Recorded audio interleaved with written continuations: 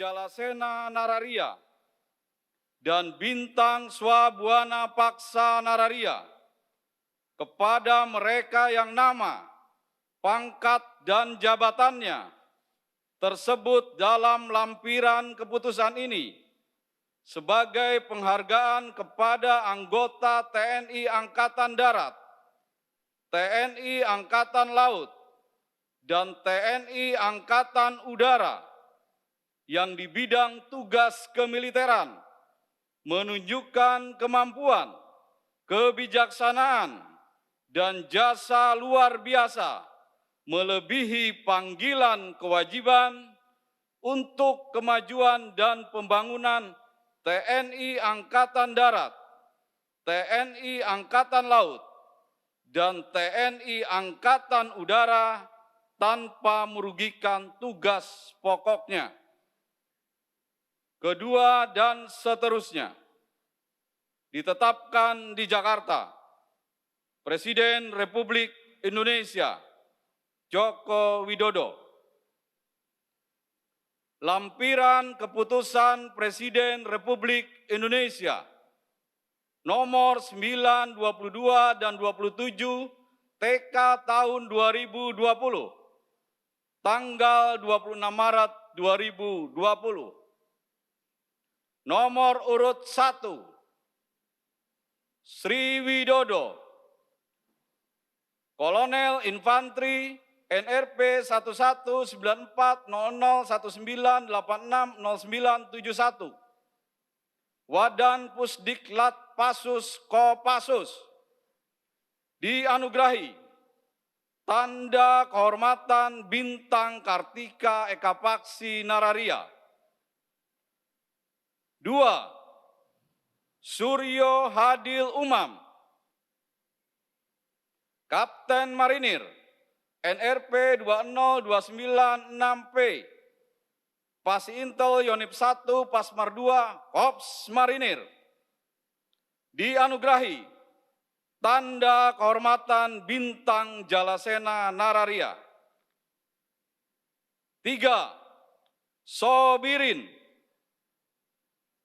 Pembantu Letnan 1 NRP 518297, Bintara Batalion Kesehatan Denma Mabes AU, dianugerahi Tanda Kehormatan Bintang Swabuana Paksa Nararia.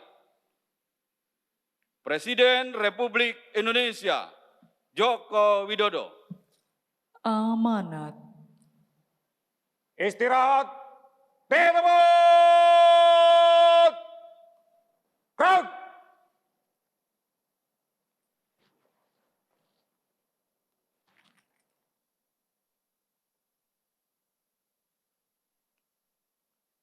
Bismillahirrahmanirrahim. Assalamualaikum warahmatullahi wabarakatuh. Selamat pagi, salam sejahtera bagi kita semuanya. Shalom, Om Swastiastu, Namo Buddhaya, salam kebajikan. Yang saya hormati Wakil Presiden Republik Indonesia, para Menteri Kabinet Indonesia Maju, yang saya hormati Panglima Tentara Nasional Indonesia, yang saya hormati Kepala Kepolisian Republik Indonesia, yang saya hormati para Kepala Staf Angkatan Darat, Angkatan Laut, dan Angkatan Udara, serta seluruh jajaran TNI di seluruh penjuru tanah air. Hadirin sekalian yang berbahagia. Atas nama rakyat, bangsa, dan negara, saya menyampaikan ucapan selamat hari ulang tahun Tentara Nasional Indonesia yang ke-75. Hari ulang tahun TNI ini bukan hanya dirayakan oleh anggota dan keluarga besar TNI dimanapun berada, tetapi juga oleh segenap rakyat Indonesia. perjalanan panjang TNI sejak perjuangan kemerdekaan hingga kini menunjukkan bahwa TNI adalah penjaga utama kedaulatan negara, menjaga keutuhan wilayah NKRI yang berdasarkan Pancasila dan Undang-Undang Dasar 1945, serta melindungi segenap bangsa dan seluruh tumpah darah Indonesia dari ancaman dan gangguan terhadap keutuhan bangsa dan negara. Dalam sejarah panjang TNI, kontribusi TNI untuk bangsa dan negara bukan hanya melalui OMP, operasi militer untuk perang, tetapi juga melalui OMSP, operasi militer selain perang, yang dengan sigap membantu rakyat yang sedang menghadapi bencana alam, termasuk dalam menghadapi pandemi COVID-19 sekarang ini. Atas nama rakyat Indonesia, saya menyampaikan penghargaan yang setinggi-tingginya kepada keluarga besar dan institusi TNI, kepada para prajurit yang sedang bertugas dimanapun, juga kepada para purnawirawan yang telah mewariskan institusi dan prajurit TNI yang selalu berbakti untuk kemajuan negeri dalam dunia yang selalu berubah. Sebagai Panglima tertinggi Tentara Nasional Indonesia, saya menaruh harapan besar dan selalu mendukung transformasi penguatan TNI. Para prajurit TNI dan para purnawirawan TNI yang saya hormati, saya sering katakan di berbagai kesempatan bahwa dunia berubah sangat cepat, dunia bergerak sangat dinamis. Transformasi organisasi TNI harus terus dilakukan sesuai dengan dinamika lingkungan strategis, sesuai dengan dinamika ancaman, dan sesuai dengan perkembangan teknologi militer. Sejak awal reformasi telah banyak transformasi organisasi TNI yang telah dilakukan untuk memastikan agar TNI mendukung secara tepat dengan kebutuhan konsolidasi demokrasi, untuk memastikan agar TNI bisa adaptif dengan perkembangan ancaman pasca Perang Dingin, terutama terhadap ancaman-ancaman non-konvensional dan ancaman transnasional, dan untuk memastikan agar TNI mampu mengadopsi perkembangan teknologi militer terkini berbasis teknologi informasi, teknologi nano, dan teknologi automatisasi. Dalam 5 tahun terakhir, TNI telah melakukan transformasi organisasi secara signifikan dengan melakukan pembentukan satuan-satuan organisasi yang baru.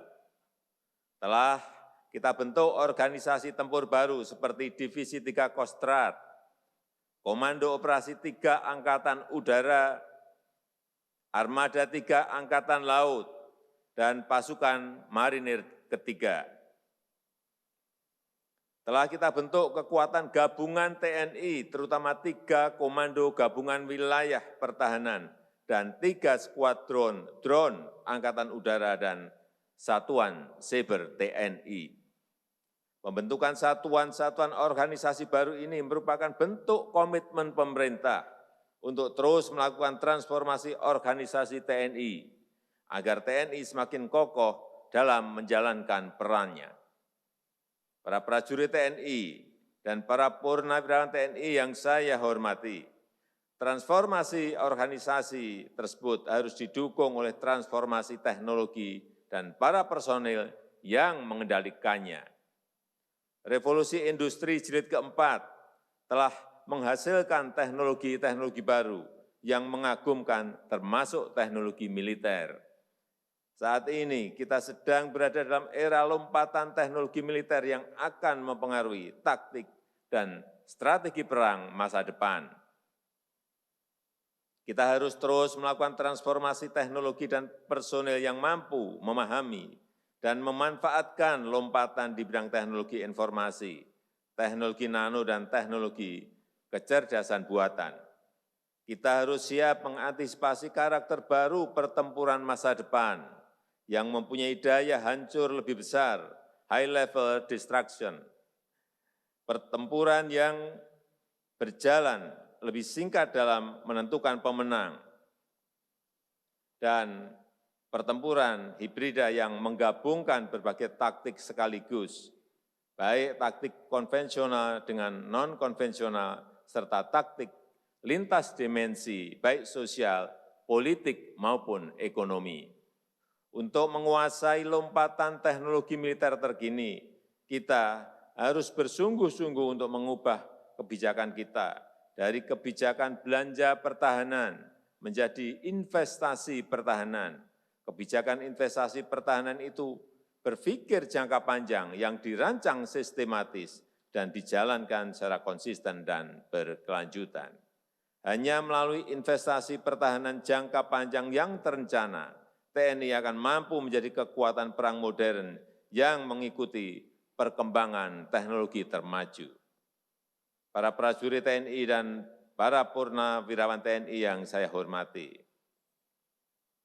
transformasi organisasi dan transformasi teknologi tersebut harus didukung oleh transformasi personil yang kokoh, baik dalam menghadapi tugas operasi militer untuk perang maupun untuk tugas-tugas operasi militer selain perang. Kita bersyukur bahwa telah tertanam kuat karakter pejuang dalam diri prajurit TNI. Karakter pejuang ini harus terus melekat dan terlembaga dalam pengabdian prajurit TNI dimanapun berada. Karakter pejuang yang selalu siap untuk bersinergi, untuk bekerja sama bahu-membahu dengan berbagai elemen bangsa, sinergi antar korps, sinergi antar matra, sinergi antar instansi, serta sinergi antar TNI dan Polri. Sinergi adalah kunci untuk membangun kekuatan pertahanan yang semakin kokoh dan efektif. Karakter pejuang yang selalu siap menjawab panggilan tugas kapanpun dan dimanapun.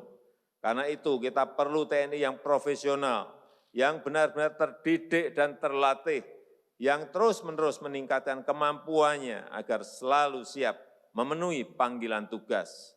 Secara khusus saya ucapkan terima kasih kepada para prajurit TNI yang selalu siap memenuhi panggilan tugas, yang setia mengawal Pancasila, NKRI, Undang-Undang Dasar 1945 dan Bhinneka Tunggal Ika, yang dengan penuh kesungguhan bertugas di daerah pedalaman, di wilayah perbatasan, di wilayah terpencil, di pulau-pulau terdepan, dan yang bertugas di luar negeri sebagai pasukan pemelihara perdamaian.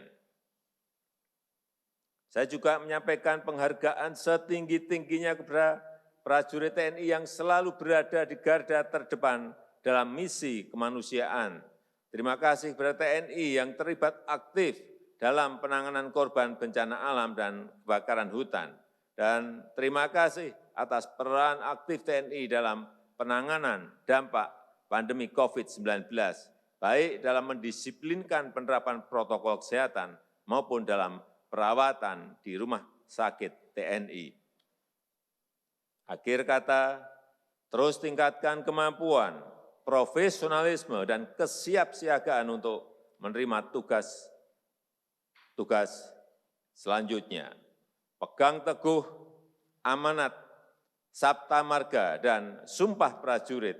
Jagalah terus kemanunggalan TNI dengan rakyat. Jadikanlah sinergi sebagai kekuatan membangun negeri, membawa Indonesia menjadi negara maju. Dirgahayu Tentara Nasional Indonesia. Terima kasih. Wassalamualaikum warahmatullahi wabarakatuh. Siap! Gerak! Andika Bayangkari.